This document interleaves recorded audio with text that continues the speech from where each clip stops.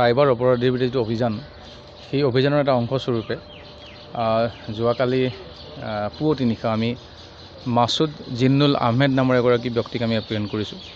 আৰু আপোনালোকে জানে যে আমাৰ বৰপেটা SP ছাৰৰ নিৰ্দেশত আমি এই জিলাখনৰ অন্তৰ্গত বিভিন্ন থানাসমূহে এই চাইবাৰ অপৰাধৰ ওপৰত আমি বিশেষকৈ একশ্যন লৈ আছোঁ।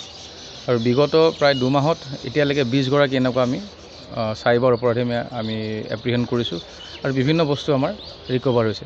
যোৱাকালি আমি যিগৰাকীক এপ্ৰিহেণ্ড কৰিলোঁ বনঘুগী এৰিয়াৰ হয়, আৰু সেইগৰাকী ব্যক্তিৰ পৰা আমি প্ৰায় 60খন আমি ATM কাৰ্ড পাইছোঁ, ATM কাৰ্ড, ডেবিট কাৰ্ড তেনেকৈ মিলাই পেলাই কেইবাটাও মোবাইল ফোন পাইছোঁ।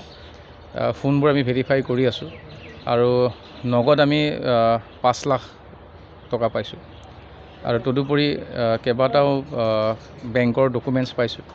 চ' এইখিনি কথা আমি ভেৰিফাই কৰিব লাগিব। আৰু প্ৰথম যিখিনি প্ৰিলিমিনাৰী এনকুৱাৰী আছে তাৰ পৰা গম পোৱা যায় যে এই মাছুদ জিন্নুল আহমেদ এখেত অনলাইন গেম এণ্ড বেটিং ইয়াৰ লগত জড়িত। আৰু আপোনালোকে চবেই গমেই পায় যে অনলাইন বহুতে জুৱা খেলে, বহুত আমাৰ ল'ৰাৰ বা বিশেষকৈ যুৱকসকলৰ মানে বিপদ হৈ গৈছে। যে ইয়াৰ ভিতৰত এই জিন্নুল আহমেদৰ যিটো মানে কাম, এই কামটো হ'ল অনলাইন গেম এণ্ড বেটিঙৰ জৰিয়তে বিভিন্ন ধৰণে অসৎ উপায়েৰে পইচা আহৰণ কৰা। আৰু ইতিমধ্যে আমি প্ৰিলিমিনাৰী এনকুৱাৰী সেইখিনি কথা পাইছোঁ। বেংকৰ ডিটেইলছবিলাক আমি উলিয়াইছোঁ, সেইবোৰ ভেৰিফাই কৰিব লাগিব।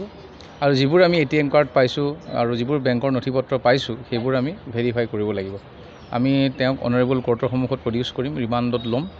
আৰু ইয়াৰ লগত মানুহ জড়িত আছে নেকি, ডেফিনেটলি আছে, সেইখিনিকো আমি বিৰুদ্ধে একশ্যন ল'ম। আৰু ইয়াৰ জৰিয়তে মোৰ ৰাইজলৈ এটা অনুৰোধ থাকিব, এই কলগাছিয়াৰ এই বৃহত্তৰ অঞ্চলৰ ৰাইজৰ প্ৰতি, যে আপোনালোকে এনেকুৱা খবৰ থাকিলে ইমিডিয়েটলি পুলিচক দিয়ক, যাতে এনেকুৱা ধৰণৰ যি ক্ৰাইম, যি অপৰাধ চলি আছে এই অপৰাধটোক আমি অন্ততঃ সকলোৱে ইয়াক বন্ধ কৰিব পাৰোঁ। চ' সেইটো আমাৰ এটা অনুৰোধ থাকিব। এই অভিযানটো আচলতে আপোনালোকৰ কাৰ নেতৃত্বত হৈছিল? মই কৈছোঁ যে আমাৰ বৰপেটা SP ছাৰৰ নিৰ্দেশত আমি সকলোৱে মানে কেইবাটাও এনেকুৱা বিভিন্ন ক্ৰাইম পেটাৰ্ণ আছে। তাৰ ভিতৰত আটাইতকৈ যিমান আমি ফেচ কৰিছোঁ যে চাইবাৰ অপৰাধীৰ যিটো কাম, যাৰ জৰিয়তে আমাৰ মানুহৰ যথেষ্ট কাৰোবাৰ পইচা হৰলুকি হৈছে, বহুত কষ্টৰ পইচা, কাৰোবাৰ একাউণ্ট ফ্ৰীজ হৈ গৈছে কোনো গম নোপোৱাকৈ, কাৰোবাৰ SIM কাৰ্ড ইউজ হৈ আছে, কাৰোবাৰ ফটো ইউজ কৰি আছে, কাৰোবাৰ এড্ৰেছ ইউজ কৰি আছে। চ' এইটোৰ ওপৰত আমাৰ তীক্ষ্ণ নজৰ আছে আৰু এইটো থাকিব। গতিকে আমি ইয়াৰ ওপৰত একশ্যন লৈ আছোঁ।